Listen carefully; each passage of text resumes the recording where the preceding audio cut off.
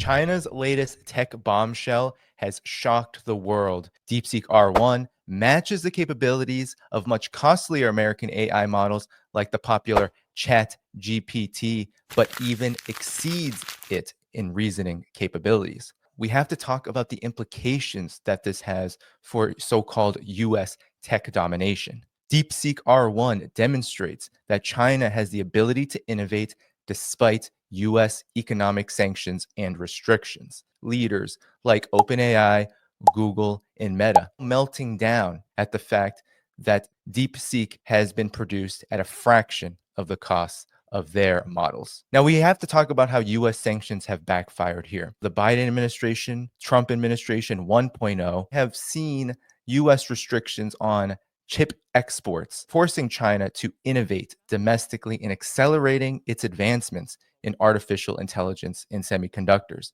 This is what you call shooting yourself in the foot. The semiconductor chips that are so critical to the development of the technology like artificial intelligence, iPhones, computers, etc., have traditionally been the domain of the United States. But by sanctioning China, it forced the economic superpower to go its own way. DeepSeek R1 has already been adopted by top American universities and millions upon millions of ordinary Americans and people around the world. This comes on the heels of what was already an embarrassing backfiring move by the United States, its attempt to ban the popular app TikTok, which led to a massive exodus in the millions of Americans to Xiaohongshu, which has taught those Americans what the real China is like. This incredible development has shocked all of Wall Street. Let's take NVIDIA. After the release of DeepSeek R1, we saw NVIDIA's stock experience a significant drop of 17% with a loss of a whopping $589 billion. Now, investors are concerned about the reduced dependency that the world will have on NVIDIA's GPUs for AI development, as DeepSeek R1 was built with less advanced and more affordable GPUs. The perception now and the widening implications of DeepSeek is that the United States is having a shrinking of technological superiority. NVIDIA's dominance in the AI GPU market now faces huge challenges as China builds competitive AI tools with alternative hardware. One thing that is not being talked about at all is how in the days after DeepSeek was released, there was a hack of its system immediately. DeepSeek R1 was reportedly targeted by a cyber attack shortly after its release. Chinese authorities suspect the attack was aimed to extract proprietary advancements or disrupt operations. China is no stranger to this.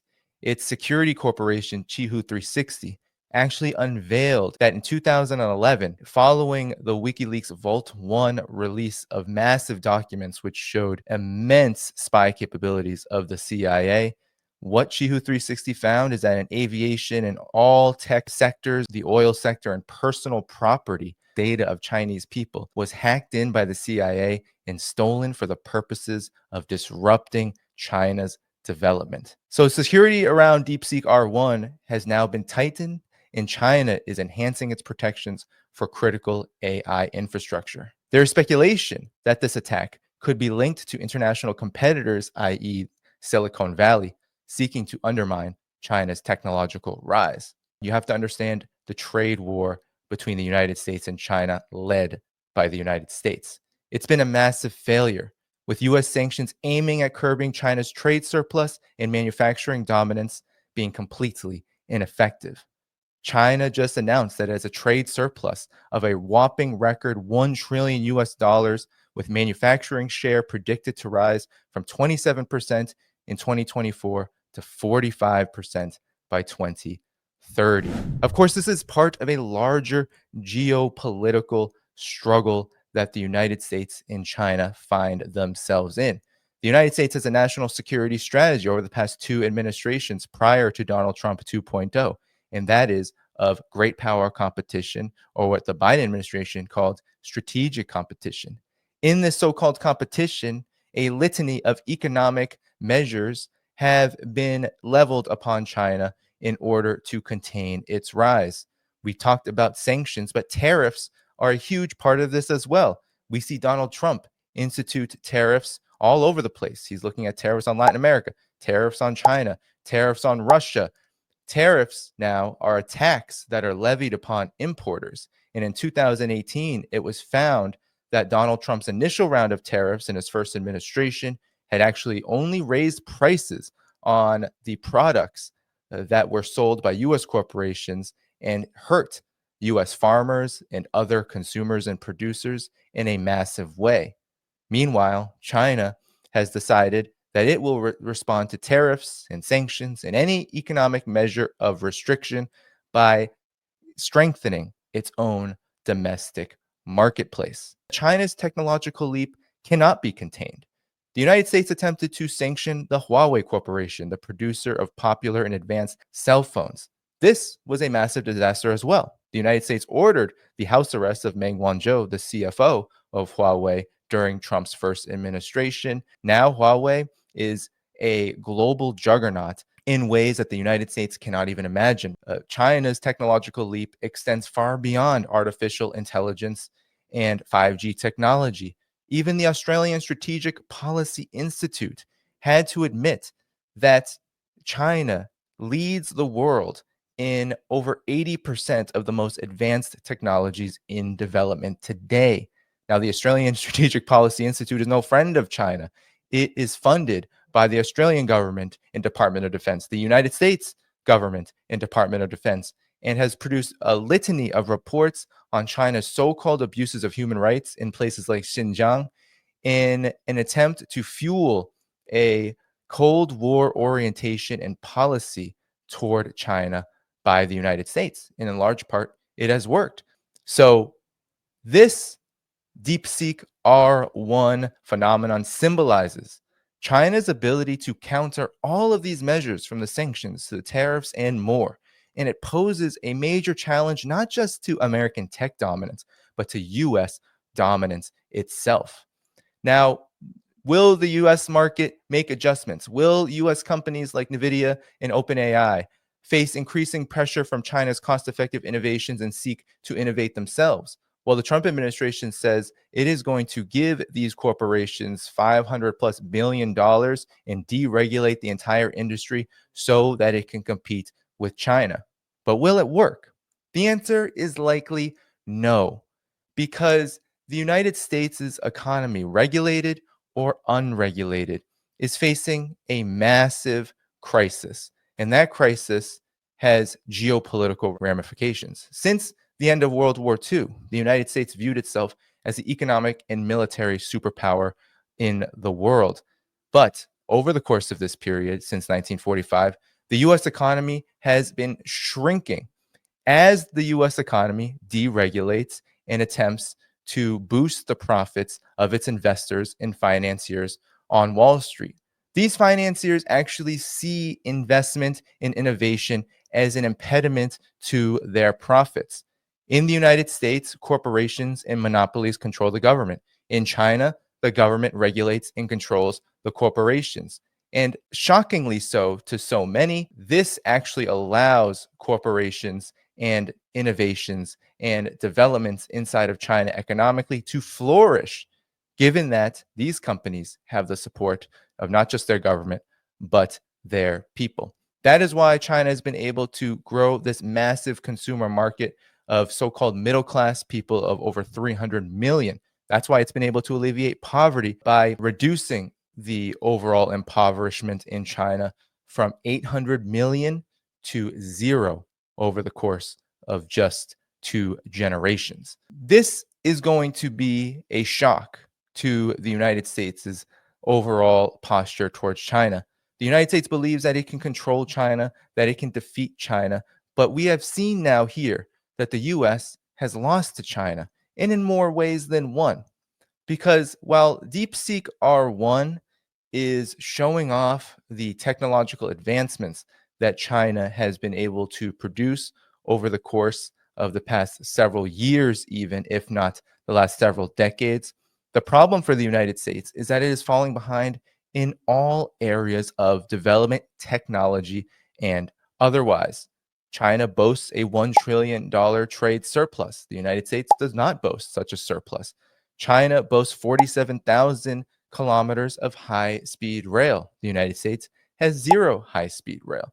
China leads the world in afforestation and other renewable technologies, now the largest car producer overall and the largest producer of electric vehicles, and it's not even close. The United States is far behind. This can go on and on and on. This is a list that just doesn't stop. But the question is, why has this occurred?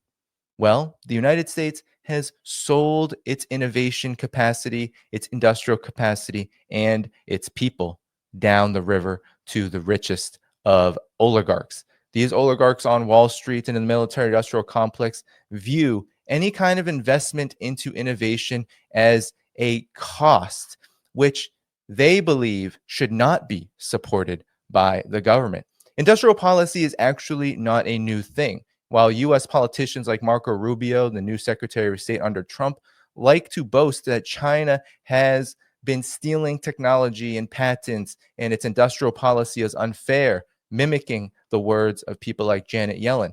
The fact of the matter is that the United States went through a huge period of industrial policy during World War II, where it was able to use government funding to boost industry in a time where the economy was in a Great Depression. This led not only to a flourishing military industrial complex that we see the consequences of today, but it also led to a flourishing of all industries, auto manufacturing, rubber manufacturing, and otherwise, which allowed the United States to become an economic superpower and give ordinary people in the main, although many were left out, an opportunity to make higher wages and live a better standard of life. This is what's happening in China right now. China's standard of living has increased dramatically. It was once poorer than Bangladesh just 30 years ago. Now China's per capita GDP is in the high income or reaching a high income level of development. And this has not stopped despite Gordon Chang and others in the anti-China commentariat who are trying to tell us that China is about to collapse every so on years. The point here is that the United States' empire, its oligarchy, its financial and corporate dominant economic system has reached a point where it can no longer compete with the rising power of China. And this means that despite the Trump administration's early signal that he wants to develop a better relationship with China, we better buckle up for increased conflict, increased tariffs, increased economic warfare, and of course, increased military warfare. Because how the United States has responded over the last 15 years to China's rapid economic rise has been to encircle China all along its borders in the South China Sea and the Asia Pacific and otherwise. Marco Rubio, the new Secretary of State, had his first meeting following Trump's inauguration with the anti-China Quadrilateral Security Alliance, which is made up of Japan, made up of the United States, it's made up of Australia, and it's made up of India. And this has been the strategy of the United States for so many years to develop a regional bloc of countries that can surround China, that can cut China off economically, and that can eventually be prepared to wage war against it, whether it's over Taiwan or elsewhere. This strategy is destined to fail. DeepSeek R1 has already shown that China knows how to internally develop in a manner that beats and defeats the attempt to contain it. How will the United States respond to DeepSeek R1, the early hack attack that DeepSeek faced, the plunging of the stock markets, Trump's promise to boost AI development in the United States? All of this is just the tip of the iceberg. What we can expect is a more aggressive posture toward China from here on out. And that means it'll be up to us to tell the warmongers, the neocons, the oligarchs who simply cannot compete with China peacefully that they will not be able to wage war against China aggressively. Please do hit the like button on this video. That helps boost all videos so that more people can see them. Subscribe if you're new to the channel. Go to the video description where you can find all the places to support this work. And until next time, take care.